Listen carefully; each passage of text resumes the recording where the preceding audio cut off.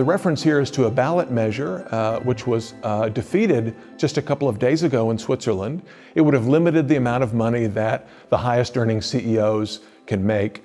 A number of countries have proposed discussed measures that would limit CEO pay and the pay of other corporate executives to some multiple of the pay of the lowest paid employees in that country. In general, these policy measures are not likely to be effective for the following reason. Austrian economics teaches that in a free market, the amount that people get paid, whether it's the CEO of a Fortune 500 company, a mid-level manager, or even a factory worker, the amount that people are paid is determined by what Austrian economists call their marginal productivity, which in simple terms is the amount of additional revenue that this worker or that the time spent by this worker contributes to the company's bottom line. So fixing wages and salaries above or below the levels that emerge on the free market that are determined by marginal productivity leads to a whole host of problems. If wages or salaries are artificially set below their market levels, this leads to shortages, just like any other kind of price control.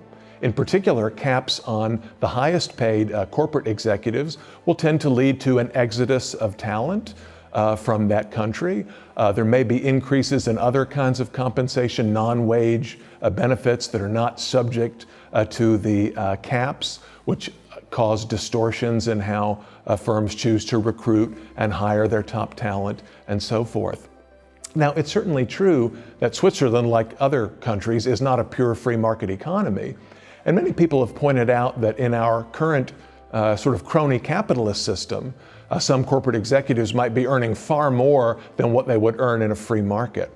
And I think there's something to that argument. But if the problem is crony capitalism, the solution is to eliminate or work to reduce government intervention in the economy that permits firms to take advantage of regulations and other forms of intervention, subsidies, and so on, to increase their bottom lines.